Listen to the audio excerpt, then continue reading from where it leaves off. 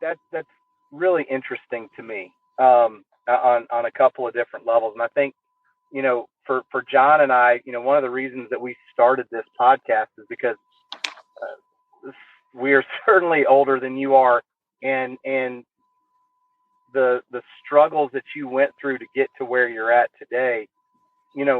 John and I talked about, we did some of this stuff that is now beginning to get taught more. We just didn't know it, right? There was no name for it. There certainly wasn't a strategy to it. It was just almost a method of survival. So I love when you talk about surviving and reproducing. As competitors and as athletes, it was a survival tactic to be able to go out there and win. What I'm curious about is now that you're doing this, how do you feel like, so societally, you spoke on that, is the mental performance game starting to get embraced more and more? Do you still find it when you go across coaches or some business leaders that they kind of look at you like, I don't know? Like, how is it being received today? It's a really great question. Really great question. And I'm going to go tangential and come back because it has something to do with it. When I was speaking to Boyd Epley, right, the world's first strength and conditioning coach at Nebraska, right, in the late 1960s, powerlifting was known about, right, in the mid 1960s, but it wasn't the first time somebody lifted something, right? So we have to go back centuries and figure out what happened, right? Because history doesn't repeat itself, but it often rhymes. So I bring up that story because, that's when really strength and conditioning became a really big thing here in America, and then in college sports, and then it's made its way and blossomed from there. And then when we talk about the mental advantage, right, and the mental game, right? Is this something that's never been around? No, of course not, right? How about John bringing up earlier the Stoics and things that they believe? I really believe that those things are synonymous, right? Stoics and the mental game, right? Being a neutral thinker. That is what Stoics thinks, right? So we're not creating anything new. And in fact, I would say the most important thing is for us to go backwards, right? There is, of course, a need, an importance, and a lot of flourishment that can happen from technological advancement, and a lot of getting bigger, faster, stronger. And anybody who kind of shuns the mental game, they either had a bad coach, somebody approached it with trying to shove a square peg into a round hole. Everybody needs this. And it's so important now more than ever, right? I think the depression rate has skyrocketed since COVID, right? And it was also going up because our greatest strength is our greatest weakness for a person, but also society. Everybody has a cell phone in their hand now. Is that a really big blessing? Of course. You can contact anybody you want, whenever you want, but also you're pulled externally, right? You're not internal ever, right? Boom, I'm right here on my phone all the time. So our biggest strength is our biggest weakness as a society too, right? So to answer the society question is, in teaching the mental game, I think it's important to talk about this as not something new that somebody never ever heard of. Is we're more of reminder coaches, right? Reminder coaches that swim in this every single day, right? And that's why I think it's important to have people like us in your life, because you're going to be pulled externally. And do you have time for once a quarter, once a month, once a week, once a day to talk to your mental performance coach? Of course, because we need those refreshers, because our biggest strength is our biggest weakness. So I think, and I hope that answers your question, that this is not, we're not reinventing the wheel here, but everybody needs it because they're getting so pulled to the future, the innovation and technology, when the most important thing is to come back to who they are. Yeah, I also consider, I tell people all the time, I'm not a mental performance coach. I'm a perspective coach. It's a lot of what we talk about is just getting people to change their perspective on things. I know you and I both, have that same philosophy of compared to what, when people are always like, oh, it's the worst ever. Or this is this has been the worst this, the worst that. It's always compared to what's your comparator there? Because for those of us, and everybody, I shouldn't even say those of us, everybody has gone through something. I tell folks all the time, if you think you're having a bad day, go visit a children's hospital. Go just spend a half a day there and then come back and tell me how lousy your day is or how bad everything is. Go ahead, Brandon. Well, I was going to say, if you listen to the Success Hotline today, right? I know we've mentioned that a couple of times, and it was the story of the strength guy at the carnival and squeezing lemonade or lemon, and he couldn't believe that the old feeble lady was able to squeeze 3 drops out when no one else could. And he said, well, how? And she gives the story of her granddaughter that needs the surgery. And she goes, I mean, it's compared to that, what's 3 drops, right? I mean, so that's really poignant on the perspective stuff, John. Absolutely. So, Mark, let me ask you this. On our podcast last week, Brian Kite was unpacking something around start with the don'ts, because we were talking about this idea of, behavior recipes and kind of stacking what's your goal, then what do you want to start doing? And he brought up a really great thought where he said, actually, have you ever considered starting with the don'ts? Because if you could just eliminate some of the behaviors in your life that are getting you further away from those goals, that would be good. So that was a new learning for me. I was wondering, as I was preparing for this show, when's the last time, and I imagine it probably happens daily because some of the folks that you have as mentors, that you learned something new or maybe something that forced you to think differently about something?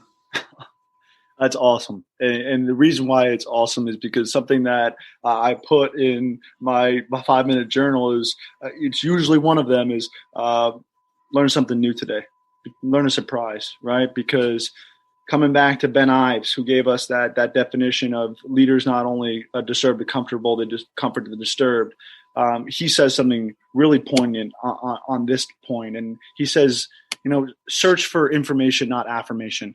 If you want to find affirmation, it's everywhere, right? You can turn on your favorite news channel and it's right there. They're gonna tell you what you want to hear. But if you turn on the news channel that you didn't want to hear, you're gonna be, I didn't sign up for this. Why is this on the TV, right? It's because you're searching for affirmation rather than information. So what I would say is, what comes to mind, and I'm reading his autobiography right now, is Elon Musk.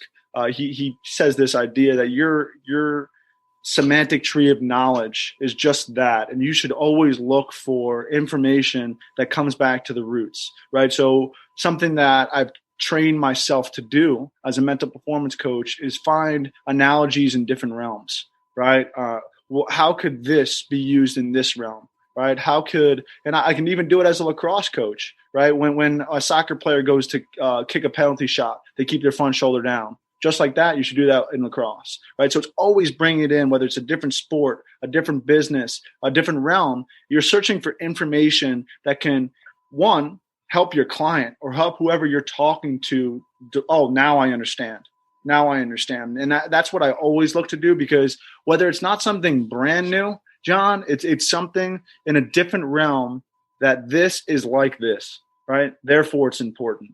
Right, this person does it just like this, and one just sparked in my mind. Right, so there's a thing on Netflix called the Playbook: Coach's Rules for Success, and the University of South Carolina women's head coach Dawn Staley, right, talks about the 24-hour rule. Right, you have 24 hours to bask in victory or agonize in defeat, and then move on. And then I always say, when you're a little kid, it's like 72 hours, maybe a week, right? And you should work towards making that 12 hours, right? Because, there's a time to mourn, right? It means you care, right? It means you should let that emotion brew and cry if you need to, right? But 24-hour rule is a pretty good one for a professional, right? And then guess what? During this last season of football, I saw Nick Foles' post-game interview. Chicago Bears had just come back from a 21-point deficit, and they asked him, Nick, what are you going to do now? What a great comeback victory. You get pulled in from the sideline and you come back. He goes, 24-hour rule. I'll let this bat. And I'm like, boom, Dawn Staley, right? So I think it's one of those things where not technically always new, but you're going to see elite performers start talking about the same stuff, right? They start talking about the same stuff and seeing the world the same way. And then, the ones that get left behind, those that get caught up in the hamster wheel of affirmation, right? I don't need to grow anymore, right? I think earlier on, I talked about, the insatiable curiosity, right? But the way to stay is not only to be insatiably curious, but you're going to build a dogma about what you believe to be true, but you always have to be open-minded, right? Jerry Rice was in Search of Greatness. He was always open to criticism, right? He's a guy who believed in visualization. I never caught a touchdown pass that I didn't already see myself making. Wow, that would be weird if he didn't have the most receptions and touchdown passes ever. Right. So I think it's really important to see how there's crossfire in different realms, and whether it's a new thing, brand new, maybe not, but there's always something in some realm that you can connect the dots. So how are you? Go ahead, Brandon. I was just going to say, we see it today, right? Where business leaders encapsulate themselves with yes people. We see it today. I watch it. I've got, 3 children. 18, 16, and 13, and I see it out at a ballpark or on a basketball court where the parents, they never let the children fail. They to your point, Mark, they just surround them with affirmation, and that it's just, you're always okay.